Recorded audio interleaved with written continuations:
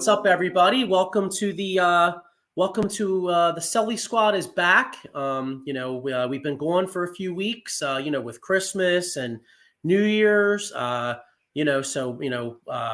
Merry Christmas, everybody out there. Happy New Year. It hasn't been a very happy New Year for the Philadelphia Eagles. Geez, Sean. First off, how you doing today, Sean? I'm good, but as of yesterday when we watched it, what a shit show. Yeah, it's weird because we usually do this show every Monday night, and the last time we were on here was before the Seattle game, and there was still at that point we still had a chance for the number 2 seed. We only lost the San Francisco and Dallas. There was hope, and they gave the game away in Seattle. And then Christmas they found a way to hold on versus the Giants. And then boom, just a disastrous loss to Arizona, and this, yesterday was just hideous. You talk about a football team that looked like they quit, bro. Yep. Atrocious.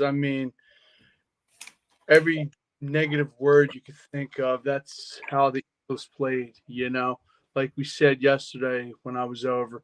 What a total debacle. Not only down from the head coach to the coaches, even to the players. They were missing tackles left and right, Joe, like we were saying. It's just pathetic, man. And come Monday night, it don't look good in my eyes. What about you?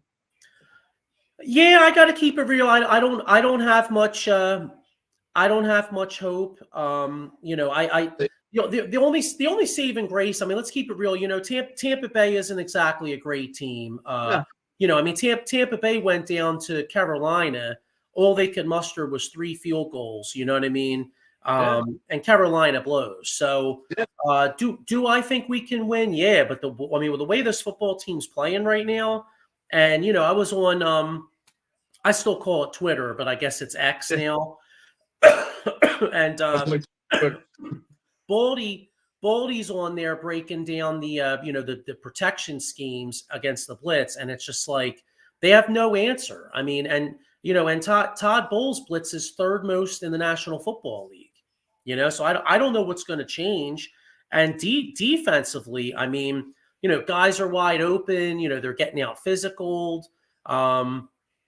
It's just a mess, dude. I got a comment here. Eddie Prather says yesterday was Murphy's Law for the Eagles. What could go wrong did. Exactly right. Got my man Maurice Wright says run the ball. It was working in the first half. They abandoned it. Jalen Hurts got hurt because of the forced throws every play. Maurice, you're exactly right. I'm looking here. I believe Kenny Gainwell right here, 7 carries, 62 yards. Most of them were early in the football game. I think like the first 2 drives, I think he had like 50 some yards. They totally abandoned the run. And, once it got to 24-0, that game was over. Absolutely. We got here's my man Paul Spencer. Paul Spencer says 3-game lead with less than 5 weeks to play and collapse. Got no argument for Paul. Paul's a Cowboys fan. You could check him out on Wednesday nights on the We Dem Boys. And hey, man, congrats on the division. Although I will say, I think you guys got a tough game against Green Bay this week. But we'll get into the playoffs a little later. But the way Green Bay's playing, I know Diego thinks they're going to smoke them. But I think Green Bay could keep that game tough. What do you think, Sean? Green Bay. I think Green Bay in an upset. I don't know if I like that, but I think it's going to be a close game. I don't think it's going to be a close game, but Green Bay's defense is pretty solid, man. It doesn't get the recognition it should, but it's playoffs. It's 0-0 for everybody out there playing, so it's put up or shut up. And here's what happens. Here's Maurice Wright right here. He says, "How about blitzing more? Just just like the Buccaneers will do. Bowles is going to go wild.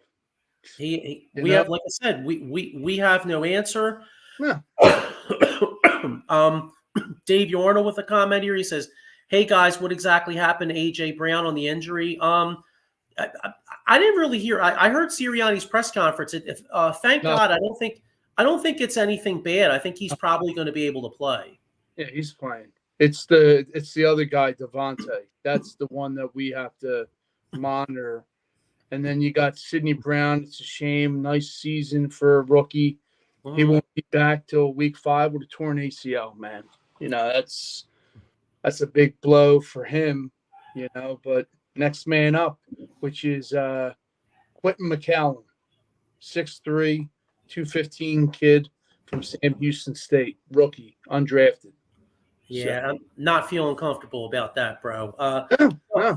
Shelton Lewis says, "Don't choose with your heart." I don't. Maybe he's talking about the Dallas pick. Well, like I said, I think Dallas is going to win. I just think Green Bay could keep it, relatively close. Like I saw the opening line is like I think like 7.5, and like I said, I think Dallas will win the football game, but I could see Green Bay competing. You know what I'm saying? Maybe even covering the spread. Absolutely. You want it. Got another comment here. Yeah. No. Yeah, Maurice Wright says, "How do you guys feel about Cam Jurgens' eye injury? Does he play Monday?" That's a good Certainly question. Hope so. Clarity of it, but let me tell you something. Stoutland, you, Mo, what's the name? Dickerson. I said that to you, Joe, when we were watching. I couldn't believe it.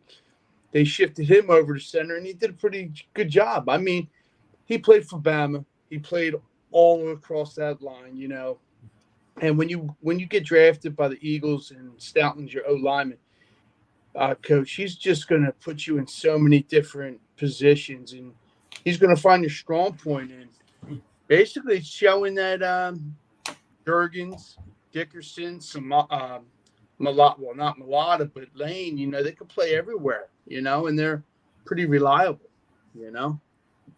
Eddie Prather with a comment here. He says, "Dallas doesn't have to worry about Aaron Jones or Dillon." Yeah, I forgot about that since you said that, Eddie. Neck and thumb injury, I think, for Aaron Jones. So, I next man up mentality, man. It's who wants it, But I mean, yeah. So, but anyway, just getting back in the, honestly, let's the Eagles got boat raced yesterday. What do you got in front? What's the stats? Give me the stats. Well, I'm just saying, you look at this Eagles defense. I mean, the Giants had, averaged like 270 yards offense a game, right? Giants right here, 415 total yards, passing yards, 306. Like Tyrod Taylor was looking like Lamar Jackson out there. You know what I mean? 6.3 yards per play. It's just and once again, the Eagles, I wanted to ask you real quick, because how the Eagles have problem with how the Eagles have such a problem with the blitz.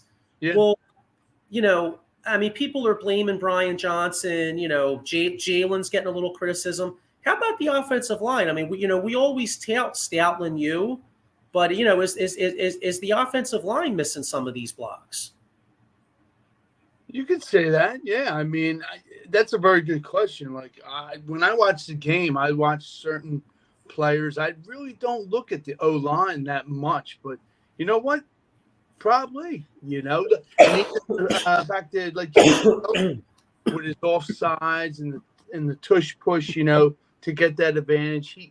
He admits that he does put that hand a little bit ahead.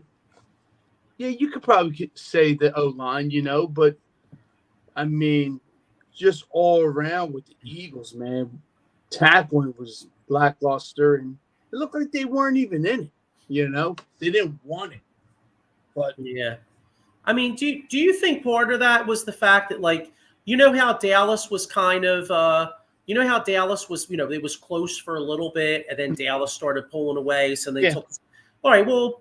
You know how some of these games are. I mean, in our heart of hearts, most people didn't think that Washington was going to win that game. So you think maybe the players even though they talked a good game and said they had a good week of practice and said they were, focused and stuff, when you're not sure if you're going to get pulled partly through the game, I don't know if their head was 100% into that game. Yeah. Ike Reese said as much today. I was listening to WIP, Mm-hmm. and he kind of said he's like, look, he's like I'm not making excuses, you know what I mean? But like, those players, they didn't know if that game was going to mean anything. I mean, nobody really thought Dallas was going to yesterday, bro.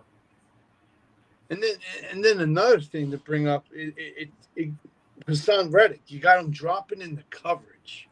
Yeah, that's ridiculous. Like, come on, dude. And it's not only Desai. You think it's Patricia too. Like, come on. I know we don't have the player personnel. We talked about a linebacker depth, but it's next man up mentality. But these guys, I mean, it showed yesterday, big time. Yeah. Beat Zach Cunningham. Mark. I mean, wow. But yeah. Shelton Lewis with a comment here. I want to get into this more when Diego should be hopping on in a few minutes. So Shelton Lewis says, "Is Nick on the hot seat to y'all? And if so, do you call Bill?" That's interesting. I think if Belichick was available, I think you'd almost have to at least possibly investigate it. You know what I'm saying? Yeah. Oh, you got to definitely have open ears and put it out there. So. And there, Maurice Diego's here. Diego's here. Here he is. All folks. Here he is. What's up? What's up, guys? What's up, Maurice? How you doing, man? Not much. What's going on? Listen, so we're going over the postmortem of basically this friggin' this Eagles meltdown since the last time we were on this show. And one of the comments, hang on, where did I just miss it here? Here we go. Shelton Lewis with a comment here that I was waiting for you to get into. He says, "Is Nick on the hot seat to y'all? And if so, do you call Bill Belichick?" What do you think? First off, do you think he could be on the hot seat? I'll be honest with you. I don't think he is necessarily, but if they go out and get their ass kicked next Monday night, it maybe would. Oh, it's definitely on the table. If we lose Monday night, I think they're gonna, reevaluate the situation. But like I said to you before, even Diego agreed. Sirianni's a yes man, and the puppet man, Jeffrey Lurie, and it's the same BS because they could say what. Look at the press conferences with Sirianni. It's the same shit every time, But what are your thoughts, Diego? Yeah, I think he's on the hot seat, and I think it matters. It depends how the team shows up. Like against the Giants, they didn't show up. They look like they quit on their coach the last 6 games. They look like the defensive coordinator change. I think fractured the locker room. So I think a lot of stuff depends on how they come out this game. They come out this game and get blown out 34-3. Team don't show up again. Looks like Nick Sirianni lost the locker room. I think he gets fired. So here, Paul Spencer with an interesting point here. I was talking to Paul in the chat about this earlier. Now, like I said, my thought is I think it's much more likely that Sirianni comes back and they hire maybe a new OC, new DC, right? Yeah. But just to play, just say hypothetically, Lurie and Roseman are forward thinkers, right? And this offense has a lot of talent, but they look stagnant. So Ben Johnson, the OC from Detroit, is like possibly the hottest name other than Jim Harbaugh if he comes out, right? So Paul Spencer says Ben Johnson is the scariest name to me. Now, if the Eagles go out with a whimper next week, say it's like 27-10, the offense looks like shit. Bowles, the protection screen, Jalen sacks 6 times because they can't pick up a blitz. That's where I could see maybe Howie and Jeff making the call to a guy like Ben Johnson. Yeah, I'm going back to the question you asked before. I'm good with Bill Belichick. I don't want Bill Belichick.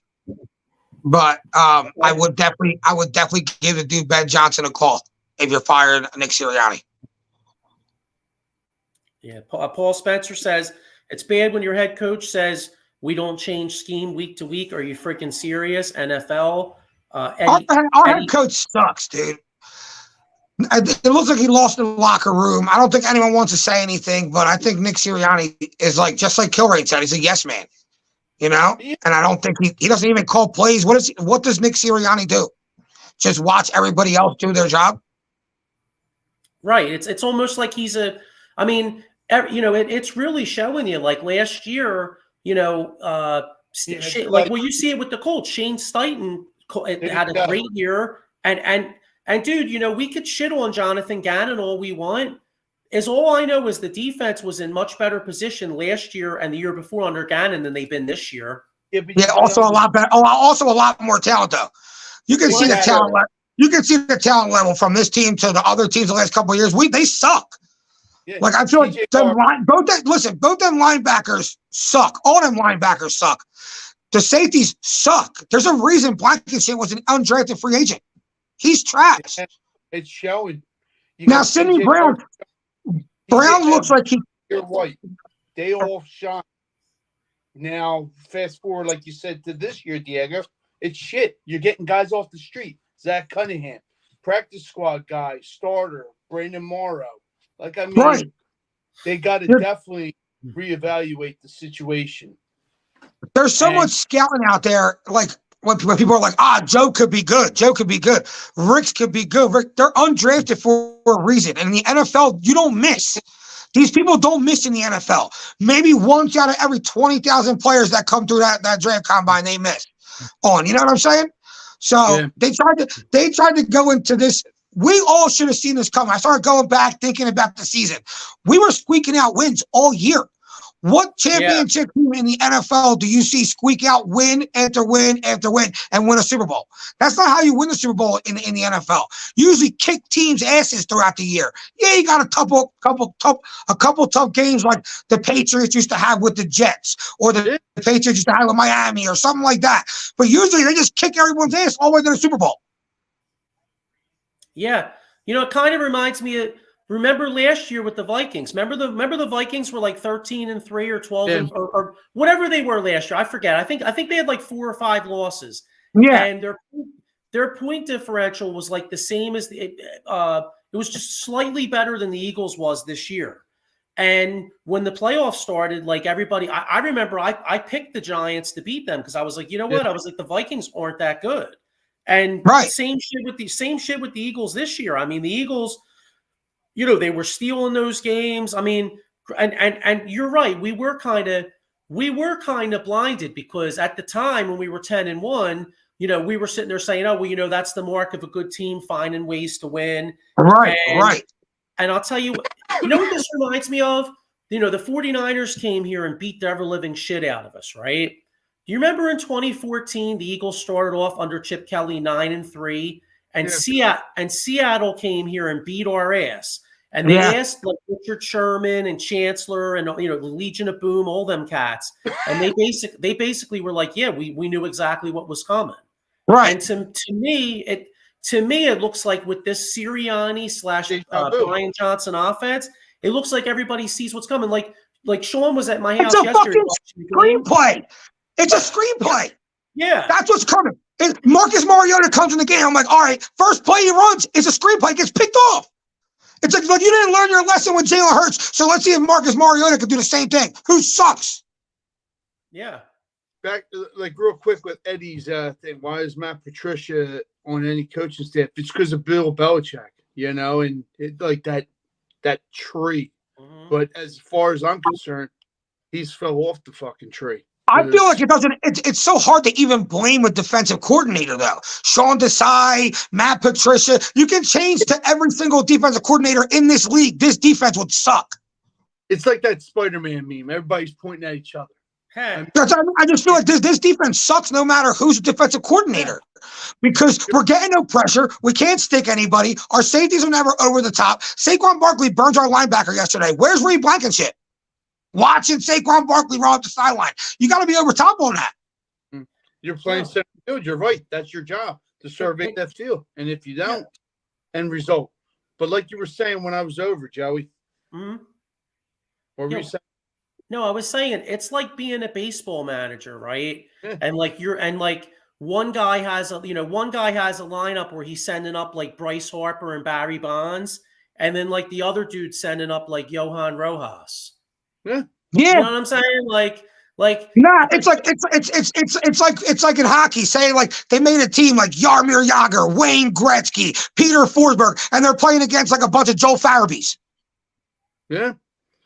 Yeah. You know what I'm saying? They're all right. They're like they suck. This is a perfect comment. It's the truth. Like you said, Diego, not all the faults on Patricia, but at the same time, every damn position, because I talk to Mo as much as I talk to you guys, we lack depth. Like you get hurt, next man up, he gets hurt. There's nobody behind him that are solid players. We lack starters. We lack starters. When you lack starters, you most certainly lack depth. You know what I'm saying? Because if you had starters, then maybe you'd have a little bit of depth. But all the guys that are starting should be fucking our depth. Exactly. And perfect example of way to draft and front to back, defense and offensively. I hate to say it, Baltimore Ravens, they're scary, man. Yeah. You know how we always rave about Howie Roseman? How me and Joe, like at the beginning of the year, we're like, Howie Roseman's the best, he's the best. Well, just like you gotta say he's the best when he does great things, you gotta say he sucks sometimes. No linebackers, no safeties coming into this year. None. But that's you're the best. You want to be considered the best GM, and anyone out there be dying to have you. Come on, dude. Come on. Yeah. You know you can't play in this NFL with no linebackers and no safeties. I don't care how much pressure you get. Come this draft, you got 8 picks, and Howie likes to stack them. Move the hell up, just like Seth Joyner said, and get that guy. Don't talk about they gotta start getting. They gotta get a lot of players. I still see this defense sucking next year if they don't fill like 6 spots. Fill the holes, yeah. Oh, absolutely. So I have on the bottom here any hope, right? So Chris Rapizzi, first off, hey, what's up, Chris? How you doing? He says, now, what do you think of this? Because I see there could be some possible upsets here, but I'm not seeing this, Chris. But just here he says, just wait till the Eagles will have a home game. Remember when I said this, Joe? So I guess Chris thinks that Green Bay could upset Dallas and the Rams could upset Detroit. Now, I can see the Rams beating Detroit. Green Bay beating Dallas, I think it could be a close game, but I'm not seeing that. What's your guys' thoughts on that? Oh, man. In Dallas, the way Dallas just romps on shitty teams at home, it's just hard for me to see Green Bay even keep up with them. I see like an upset. Green Bay. You always want that upset. So I see that, and I see the Rams, the way the Rams are playing, and Detroit is lack of depth with Laporta. I think he sprained his knee. So that rookie of the year tight end, I think he's going to be out. But Rams, that's a lot, though. Do you think both of them favorites are going to be upset? I don't. I'm saying Chris Rapizzi does. Well, so I'm going to go with Chris, yeah. If I'm wrong, wow. I'm right, maybe, I would say maybe one. I do like the Rams, kind of. Maybe one. If the Rams beat Detroit, I don't think there's any shot that both home teams get upset this weekend in the NFC. And everybody else, the more I think agree. about it, critical running game, and they don't have Aaron Jones or Dillon. So, and the way Dallas plays at home, wow. But yeah, I don't know. Even Sunday, but yeah, I mean, I want to hate on Dallas, but it's hard to hate on Dallas when you see them play, especially when they get if they had the 5 seed, complete different team. But a 2 seed that everything's got to come through there besides the NFC Championship, it's hard for me to see Dallas lose it when you watch them play at home. Yeah, Eddie Prather says no way in hell Green Bay beats Dallas. Chris Rapizzi says put in my bets in, I'm gonna be rich. and here's another. I'll tell you, we got a lot of ballsy predictions. Maurice Wright says he thinks Pittsburgh versus Baltimore in the second round. I'm not seeing that at all. I think Buffalo beats Pittsburgh's ass, to be quite honest. Me too. I think they beat their ass. I think that's the biggest blow. That's the biggest blowout of the whole entire weekend. In fact, whatever that line is, I like Buffalo. I don't give a shit if it's 12.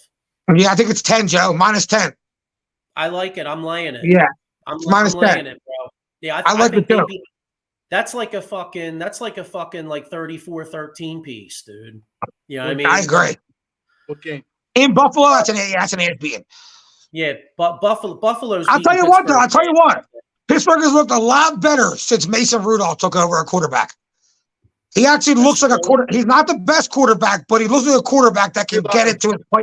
He can get it to his playmakers. And Steelers got some playmakers. Pickens, and Deontay Johnson we've seen them make plays.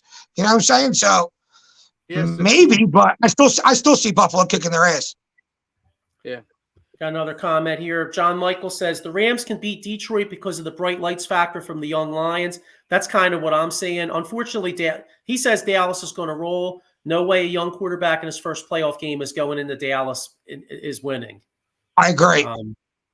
And then got another comment here. Eddie Prather says Love didn't impress me yesterday. Yeah, that's true. You're not that high on Jordan Love either.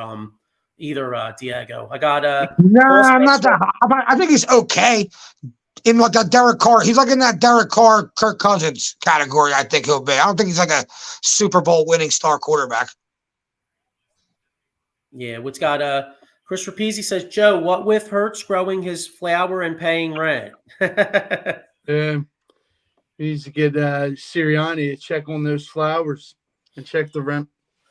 Paul Spencer says Buffalo's -9.5, and then Maurice Wright says Pickett probably plays. Real, I can't. I mean, how could they bench Rudolph though? I'll tell you. No, I'll tell you what. No way I'm benching for Pickett. Pickett stinks. Right. Yeah. I really like Buffalo if that dude's playing. Plus, you got T.J. Watt's hurt. So, but yeah, man. So anyway, all right. Well, listen. I don't really want to go. I mean, next week, with the Eagles being the Monday night game next week. I mean, we might as well do the Eagles preview next week because we'll be going right before the game. Yeah. We'll do that. All right. So how about if we go? We already kind of got into this. Let's do predictions on next week's game. So we already kind of got into it in the NFC a little bit. How about I'll tell you the game we haven't touched on. How about what's your guys' thoughts on Miami at Kansas City? Because it's going to be cold as balls out that John. Man, I like Miami. Okay, I think the line. Here we is go. -3.5. What's that? -3.5. Yeah, I like the Chiefs. John Michael says if Pittsburgh's playing, give me Buffalo by 30 with me as a quarterback. Paul Spencer says Mason is the best option. Screw Pickett. The radio up here hates Pickett. John Michael says I like Miami too. Kansas City is almost the shit show we are. I agree. Maurice Wright says I actually agree with Maurice Wright. He says in the cold Kansas City, Miami is too warm. Finesse. I think the Chiefs. That's exactly what I'm thinking. KC. Yeah, but let's not act like Miami can't run the ball with the best teams in the league. Exactly what you do in the cold. Yeah, no, listen. I'm not discounting that, but I think Kansas City's going to run. I think to me that's all right. Look at it like this: Miami lost Chubb, and they also lost the kid Phillips, right? So they lost two big anchors on that D line. I think one of their linebackers got hurt last night. So they still look pretty good last night, though. Van Ginkle. Ginkle. No. He sounds like he should be writing a book. Yeah. Man, Dinkle, what the hell is he? What's fucked up though? Maybe Howie should look for somebody like that because our defense blows. Look for a guy that looks like he's writing a book. You know what I'm saying? The Hard Knocks. That second half, real quick. Yeah. No, it wasn't him. That was Spillane. He broke his nose and he kept on playing. But the dude's Van Winkle. I mean, he's pretty solid, reliable. Yeah. Well, I'll tell you what, guys. we're talking a lot of injuries out here. Let me tell you something. You know, when I think injuries, man, I think my man, Attorney Big Al. You know, now these football players, when they get hurt, AJ Brown, TJ Watt, yeah, it sucks that they're hurt, but they got paper. You know what I'm saying? But if you're out there and you're at work, you slip and fall on the job, you might need some coin. Well, this guy's the guy you want to call. Like I said, Jason Fine, aka Attorney Big Al, motor vehicle accident, slip and fall, workers' compensation, or personal injury claim. He's got 3 offices throughout Pennsylvania and New Jersey. So Philadelphia, PA, Cherry Hill, or Pittsburgh. So make sure you call him. I got one more here. We're going to get into this college football game because I know that John doesn't usually end till late. If you're up late, you might want to have some coffee. So best coffee I know around is this Monkey's Colt Coffee. You could put in the promo code OOTBS Sports at monkeycoltcoffee.com. And like Diego, watching that game yesterday. I don't know about you, man, but if I was having coffee, I probably want to spike that, John. You know what I'm saying? Because that Eagles game was painful, bro. It was over. It was over before it started. Yeah. By halftime, it was like, all right, turn this off. Yeah, and listen, if our predictions go to form, if you're a Pittsburgh Steelers fan out there, make sure you'd have some Monkey's Cold Coffee because you're probably going to want to spike that because I think Buffalo's boat racing your ass. Yeah. Coffee. Yes. It was a nice season, Pittsburgh. Yeah. You know what, though? Hey, listen, props to Mike Tomlin, though, bro. That dude's been there for, how many years? Jesus Christ, what's it been? The 17, 18 years? He's never had a losing season. Yeah, he's a beast. Yeah, Mike Tomlin's a beast. They don't have they're not the best team, but Mike Tomlin's a beast. He's a hell of a coach, man. He just gets these guys to play. Paul Spencer says Kansas City outright, cold weather with an angry Pacheco run, and that's kind of what I'm saying. Yep. Here we go. Here I'll get to Maurice's in a second. John Michael says he wants to spike it with cyanide.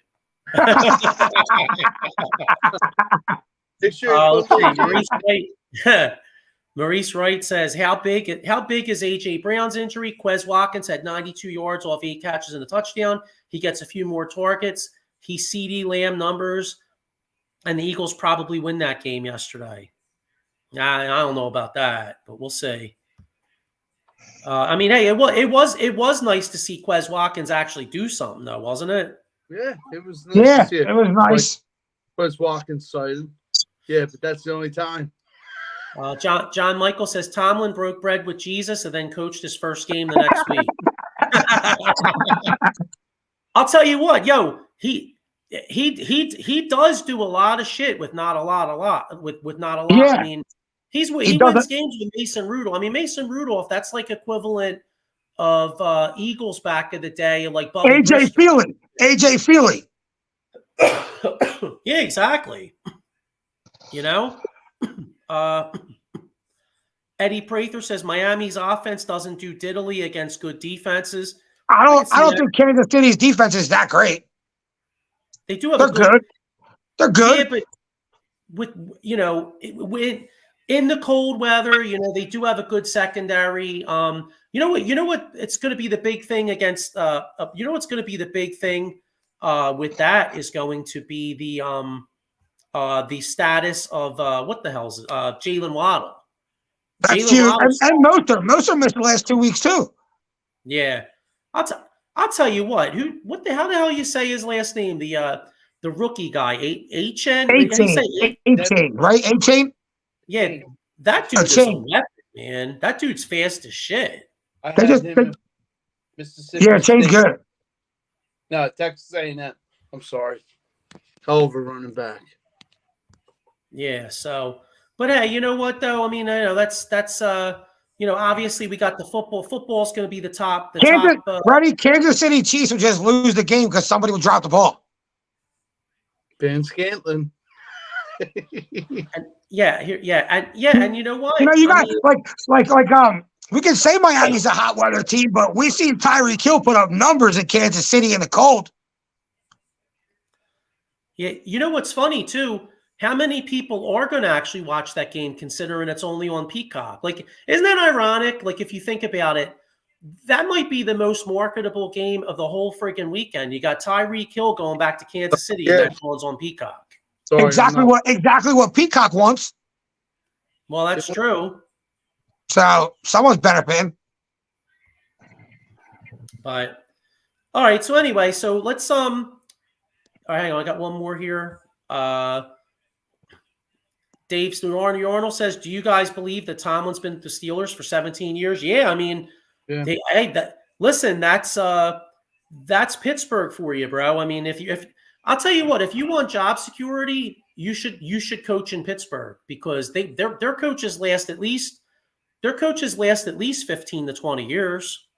It's a great organization with rich history. I mean, it goes to show you the pedigree, you know? Yeah. So I was going to say, I was going to get into some Sixers, and we still will, but since Maurice brought it up, we got the big game tonight. He says he's taking Washington. What's your what's the thoughts on tonight's game? You got Washington. What is it? Washington, Michigan. I think Michigan's favored by. Let me check. 5.5. 5.5.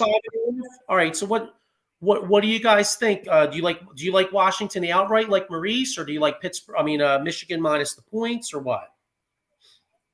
Man, I don't. I like Michigan. I think they got a better running game. I think they got I think both quarterbacks are really good. I think Michigan got a better defense. I think Michigan will slow down Washington more than Washington will slow down Michigan. 54.5 is the over. I'd go under. Yeah, I could see that. How about you, Sean? Under. I'll take the Huskies. So you know what's funny? as a lifelong Notre Dame fan, I've hated Michigan most of my life, but I'm torn. And I normally root for the underdog, which would tell you Washington. But bro, I am so soured on Washington. You know why? Markel Fultz, Sidney Jones, fucking Dillard. I mean, Christ, man, my sports teams have been fucked beyond repair by Washington for so long. I don't know, bro. I mean, I'm holding my nose here at this freaking game. You know what I'm saying? Like seriously, you know what I mean? Because think about it, dude. When the Eagles took Sidney Jones, remember we were like, "Oh man, we got a bargain." Blah blah blah. Fucking sucked, bro. And then the Sixers showed up for Fultz, and we're like, "Yeah, we got our third dude." And the dude, and remember in summer league, like Kevin Durant's like talking about this like hezzy jumper or whatever, and then like a month later he can't even shoot the damn ball. Thoracic something syndrome or some shit. Yeah. Eddie Prather says if Michigan can't get to Penix, University of Washington wins. I see that. I agree. I think Michigan wins a close game. And Eddie Prather with another good comment. He said, blame it on the GMs. Yeah, that's true. I hear you. I can't blame Washington. It's bottom line. It's our GMs. That's true. Shelton Lewis says Michigan's going to chop Washington's head off like they work at Gooey Louie's. Okay.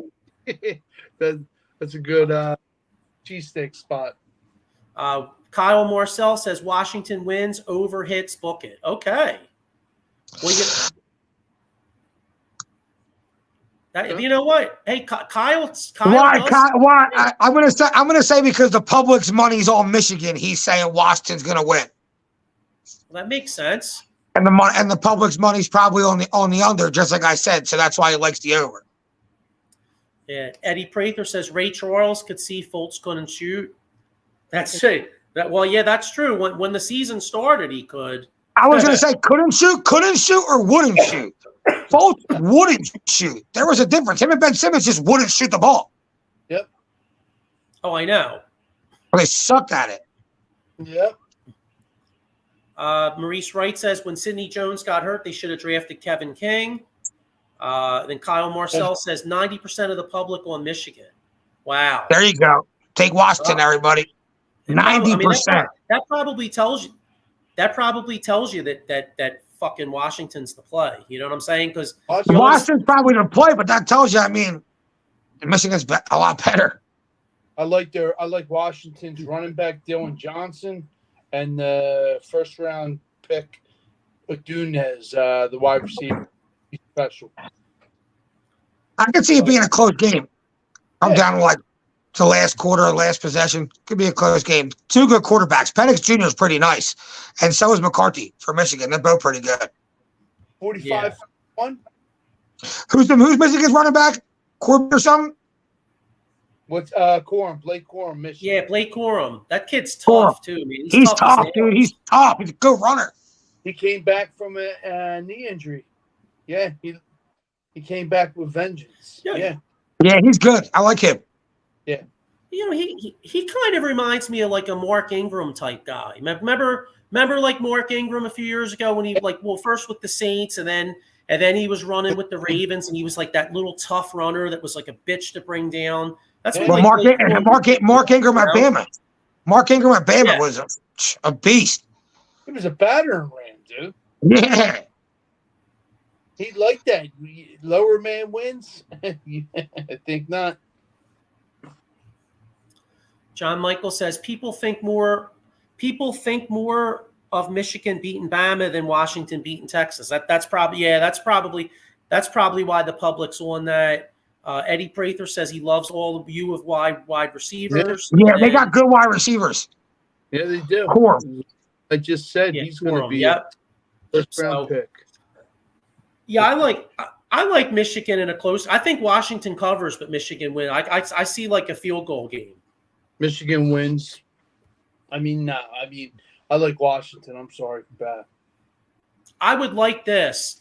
Maurice Wright says saw Corum on quite a few mock drafts going to the Eagles. You know, listen, the Eagles need a lot in the draft. Obviously, we need corners, we need linebackers, we need safety. I mean, shit, we might need offensive linemen with Kelsey retiring. Lane Johnson might only have a year, and we need D line because BG and Cox are going to go. But a hidden need, I think, because I don't think we're going to pay the money to keep Swift. So right here he says saw Corum on quite a few mocks going to the Eagles. I'd like that. What round, Maurice? What round, Maurice? I think second and third he was like second, third. Yeah. I don't know. I don't know if this team can afford to waste a second round pick on a running back. Yeah, I mean, I'm thinking third. Well, you know, we do have 2 seconds, but like Eddie Prather says, the Eagles definitely need to draft defense. More defense. Corner, safety, linebacker, and other D linemen. Like they need a lot. First pick to me is linebacker or a cornerback. He's not taking a linebacker in the first round, so I'm hoping he at least takes the best cornerback in the first round, and then comes linebacker in the second round. Third round. See, I would be okay with getting a tough runner in the third round because even though we need a ton on defense, this offense isn't really complete right now. Yeah, I agree. Second, second's too early. Second's too early for a running back. I think if he slips to third, they might take Corum in the third. But second, you need a linebacker or safety or something. You need a lot of help. Yeah, and listen, don't put it out of the realm of possibility they go O-line because like we said, like Lane Johnson, there's no guarantee he's going to play more than like another year or two. Right. You know what I'm saying? Although we did draft that kid Steen from Alabama that plays right tackle, but I mean, they may view him more as a guard. You know what I mean? Yeah. Going forward, you know what I mean? Right. Yeah, and especially if Kelsey retires, then maybe Jerkin slides over to center, and then they work Steen out at the right guard, and he's your right guard next year. So, yeah. But anyway, I wanted to get in a little Sixers because, hang on, I got one more. Jerry Rice's son, third round. I never even heard of him. Well, we'll see. Like I said, let's see. Wide receiver played for Colorado, then transferred to UFC. What the hell was his name? Brendan Rice. We could use another wide receiver. There's a lot of speed. They need a speed receiver. That's one thing about this Eagles. AJ Brown is great, but he's not a speed guy. Devontae Smith is great, but he's not a speed guy. they really could use somebody to take the top off the defense to really open up these underneath runs. Quez Watkins ain't it. Quez Watkins ain't it. Now, move on. You got Eddie Prather says you didn't miss much with Jerry's son. So apparently, you know what's funny? I got a funny story for you. So I remember draft night when the Eagles took Jordan Matthews, right? And it said he was related to Jerry Rice. Yeah, I remember that. And I remember being like, oh man, he's got GOAT bloodlines in him. Here he was related to Jerry Rice's wife. So like I'm on Facebook like bullshitting with people, and I'm like, oh man. Now Jordan Matthews actually did have a couple pretty good years here. Yeah, he wasn't the worst. I'm not trying to trash Jordan Matthews, but it was funny though when we picked him. I'm like, he's got that work ethic, great bloodlines. And then like it came out, it was like he was related to his wife.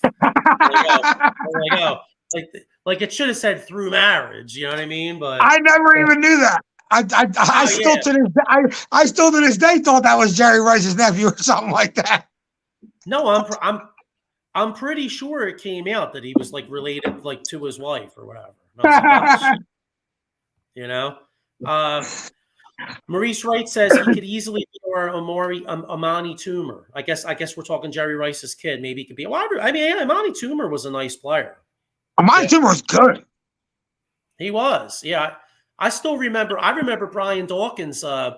He would be fine today, but I remember Brian Dawkins jacking his ass up one time at the vet. I mean, he fucked his ass up. He went like this. It was the one that's on my shirt where he's jumping. Yeah, I'm pretty sure that was Amani too. I think it was Amani Toomer. It was like you know what's amazing, Sean? That was like 21 years ago. You believe that shit? Time just like flies by, dude. But anyway, Speaking of 21, the Sixers have a little dilemma going on with number 21, Joel Embiid. He missed what's he missed? About 5 of the last 6 games, something like that. I want to say 5 of the last 6. So because he missed 4 in a row for what, the shoulder? Yeah. Then came back for a game or 2? No, it wasn't his shoulder. No, it was his ankle. Ankle, and then he butted knee, and then now it's a knee. Yeah. So lost weekend for the Sixers. I mean, the Knicks came here, took it to them. Utah came here. Lauri Markkanen had a good game along with Jordan Clarkson. There's 2. We're talking about the Sixers trying to get better. There's 2. In my opinion, they're 2 at the top at my wish list for Daryl Morey to go get. I mean, I would love to get Lauri Markkanen in here or Jordan Clarkson. I think Jordan Clarkson. We can't make a big move. Like if we can't make the big splash, like we don't get the Zach LaVine or we can't get Markkanen. I would be all right with getting a Jordan Clarkson in here to help out. What you know what I mean? Yeah. Well, he's 20 points on the bench every day. Yeah, I like that. So spark off the bench. Didn't Jordan Clarkson win like 6th man of the year? He did. Yeah. I don't know if it was last year, but it was either last year or the year before. But that kid could come in and fire. Yeah, he could ball. They could use something like that. I love for somehow they pulled off like a Melton Tobias 1st round picks and got Lauri Markkanen and Clarkson. That would be absolutely huge. Yeah. It said Daryl Morey's going to be aggressive. I read something today. Yeah. It's going to be aggressive come trade deadline. So we'll see. Yeah. About a month and a half out. Yeah. That was the Windhorse, I think, said that. I saw it on. He was either on ESPN or he was on like X or some shit. So let's see. Maurice Wright says playing the other bigs, Reed and Bamba, would help the Sixers a lot. Rotation is key, and so is defense. Covington and Reed hustle hard, and so does Oubre. I mean, the problem with us though is that I agree with Maurice, but like to a point, but like the problem with us is that like I know Joel Embiid's the MVP of the league and he's like the most dominant force in the league, but like, I mean, our record without him is like 1-8 or something, 1-7 or something like that. I mean, Yeah. we're trash without him. We're horrible without Embiid. Not even a playoff team without Embiid. No, even though Maxi's taken that step, this is like a 25 to 30 win team without Joel Embiid. I mean, he's clearly Definitely. the MVP. Yeah. But you can say that about like every team's best player. Take the best player of any team, and it's probably a 30-win team. Like imagine take Luka off the Mavericks. What do they win? What are they going for? First, second pick in the draft? Yeah, they're trying. Yeah, that's true. That's true. So I do agree. I feel like if you take, because you spend most of your money on your big player, you know what I'm saying? So if you ain't got that guy, you're probably not going to win that many games. Yeah. So, all right. Well, listen. I mean, like you said, like Embiid. I was reading online. They said Embiid really isn't practicing. He's got his knee wrapped up. He might play in Atlanta. Like I'm looking at the week here. You got Wednesday, the Sixers are at Atlanta. Friday they got Sacramento here, and then Monday they got Houston here. So they're looking at 1-2. No Embiid over the next 3 games. At best. At best. Honestly. At best. I mean, yeah, they're already on a 2-game losing streak. I'm looking at this, again, it's early, but we're already five games behind Boston. You got Boston's 28-7, they're at first. Milwaukee 25-11, and then you got the Sixers 23-12. So I know it's relatively early, but I'll be honest with you. I think the Sixers are pretty much locked in. I think they're exactly where they're going to finish. I think they're going to be I think that's the top 3 locked in already. That's how it's going to happen. It's Celtics, Bucks, Sixers. We'll see the Bucks in the second round. Yeah, so I guess the main question is what move puts them over the top, There's not that many actually out there. Like I said, maybe a Laurie Marketing Clarkson, a Zach LaVine, Pascal Siakam's another name I seen thrown out there. What else? What do you think? What do you think of the report with the kid from Atlanta, Deontay? No, I don't. Deontay Murray doesn't work with Trae Young. Why would he work with Tyrese Maxey? Yeah, You're going to take the ball out of Maxey's hands? Yeah. So I was going to say, we get back to the point because everything I'm reading says that Morey wants to have cap space for the offseason, right? And, you look at the pending free agents, free agents really don't come to Philadelphia. I mean, so like, do you know what? It comes back down to Diego. We've been saying it for 2-3 years. Like, I know he's had some injuries and he's had some injuries and he doesn't play great defense, but in my opinion, bro, I feel like this is the year you go in and you take the chance on Zach LaVine. It might be the only chance, right? That's what I'm thinking. I mean, look at what Kelly Oubre. Look how Kelly Oubre is fit in with Maxey and Embiid, right? As far as like being a slasher, being a scorer, being an athlete. Well, Zach LaVine is Kelly Oubre on steroids, right? So if you put Zach LaVine out there along with Oubre, along with Maxey, and then you line up like a Marcus Morris as the stretch 4, or you line up a Batum out. That's a hell of a lineup, dude. I feel like that team could outscore a Milwaukee or a Boston. Yeah, probably. There's a chance. I just don't know what else they could do. I mean, I don't, OG Anunoby is off the table because the Knicks went out and got him.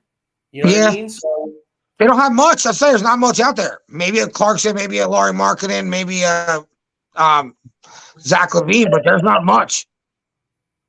But you know what I don't understand though? Like Utah already has 50 million first-round picks. Like what? Like you see these rumors, and you wonder, like, well, what incentive does Utah have in trading Markkanen? I mean, the bottom line is Markkanen's young. They already have tons of first round picks. They're already going to have another high pick. Like if I'm Utah, like, what the hell am I? Like, why the hell am I trading him? Like I'm not I'm not in the league to try to make Philadelphia better. You know what I'm Right, saying? that's Like, true. That's true. Like, what incentive do they have? Now, Chicago, I could see Chicago trading Levine because, number one, they stink. All that money. Right. If you're Chicago, you suck, right? Like, I'm looking at the standings. They're 16-21. They're mediocre, right? So you trade Levine, you get an expiring contract, you draft, and then you have cap space. Right. Yes, I mean, like I said, Levine might be the only star out there to pull the trigger. I don't feel like there's a star in free agency. It's like Klay Thompson, DeMar DeRozan. Like, it's not a great free agent class at all. Yeah. Yeah. So I'll be honest. Like, if this was like 5-6 years ago and we could sign Klay Thompson, I'd be like, "Yo, save that cap space." If they go out and save that cap space because they want to go sign Klay Thompson, I don't like that at all. I think Klay Thompson's being done.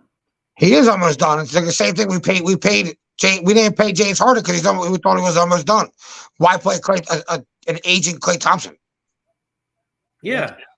I mean, maybe you could go after Siakam, but Diego, we were talking about that earlier. Like, I know Siakam's Siakam and Embiid are from the same country. I think they're friends, but I don't really see a great fit with Siakam next to Embiid, to be honest with you. I don't here's Maurice Wright says, does Levine make the Sixers a better team? Who goes if he comes? Listen, I think he does. I know a lot of people point to the Bulls record with Levine, without Levine. Well, what does make the Sixers a better team? I think Levine does. Me too, because I don't feel like, we got the best big in the game. We got a guard in Maxey. We got a 3 in Oubre. Melton's doing his job. It seems like they have a solid player to play almost every single role. You know, like, how do you upgrade from Oubre as a role player? How do you upgrade from Melton as playing his role? They're pretty much as good as you can get at their roles. The only thing you can add to this team is a third star. Yeah, that's how I'm saying it. And like I said, to me, I would rather go all in now. His trade value is as low as it's ever going to be. You probably don't have to give up 2 or 3 for. You probably get him for like 1 first-round pick and expiring contracts, and maybe Melton or something. You know what I'm saying? But to me, I'm doing that move, and I'm trying to win this, John, this year, rather than just waste another year of Embiid and be like, oh, maybe we could sign somebody. Because how many years have we been sitting here as Sixers fans and been like, oh, we got cap space. Oh, maybe we can get somebody. And then nobody ever comes here. Right. No one comes to Philly, bro. The only way we can ever get him is through a trade anyway. So he might be the best player we can get through a trade. Yep. Yeah. Kyle Marcel says Klay Thompson is done, but so is Embiid if he stays in blowout losses with a bum knee just to keep the 30-10 streak alive. Yeah, I'll tell you, that pissed me off the other night. That pissed me off because I thought we were past this individual bullshit. I mean, he won his MVP award. Like, listen, I love Joel Embiid as a player. He's a great player. He's our best player. I think he's the most dominant force in the league. But I don't give a shit about his individual stats.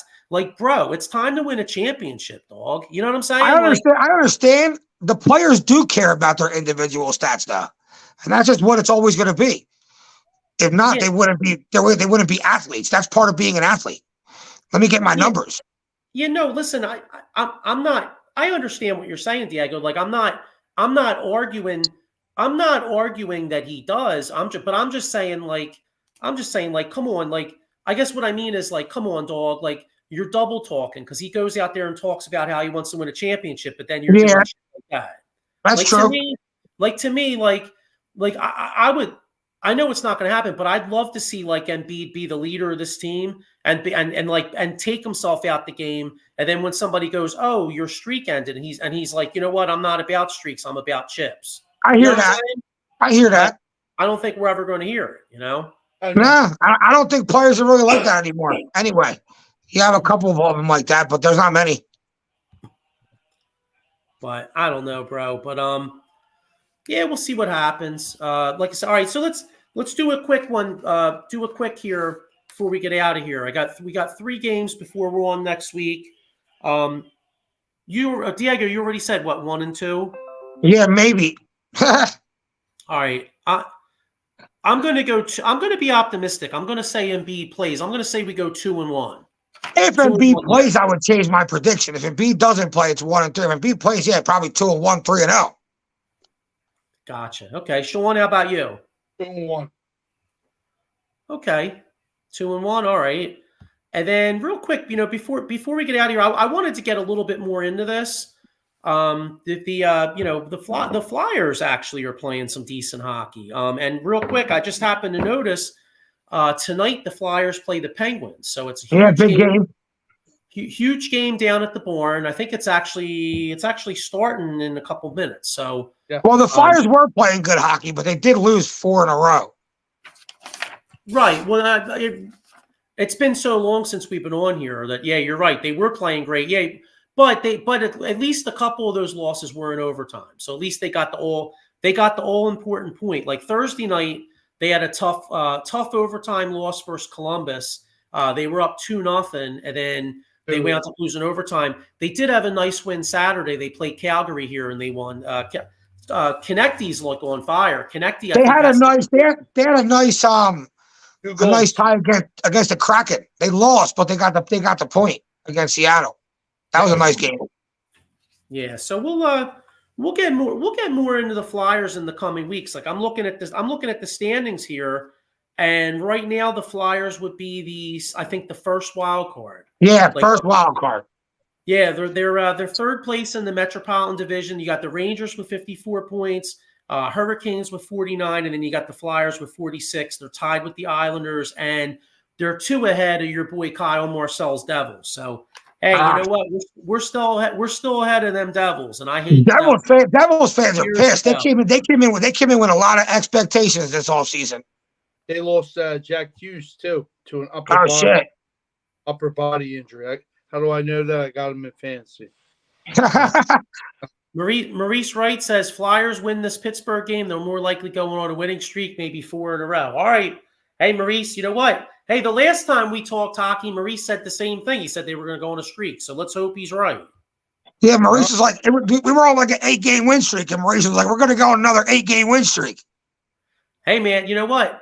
Hey, after the way the Eagles have been, we'll take some optimism, won't we? Oh yeah, let's go. Yeah, man. Win streak coming. Let's go. Yeah, so I don't know, man. Listen, you know what? Hey, I just got to say, like, go Flyers. Hopefully they beat Pittsburgh. Go Sixers. Hopefully Embiid, gets his shit together, starts playing, and hey, we'll be on.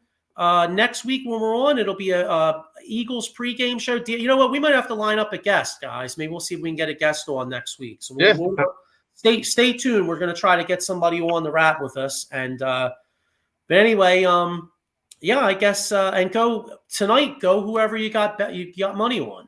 Yeah, bet money, bet props. Yeah. All right, guys. Well, look, it's been real. Hopefully when we do the Eagles preview, hopefully we could, hopefully we'll bring good vibes and they get a nice win next week, keep the season alive, and then we'll see what happens. So everybody out there, have a great week. Go Flyers, go Sixers. See you next week. See you guys. Peace. Later.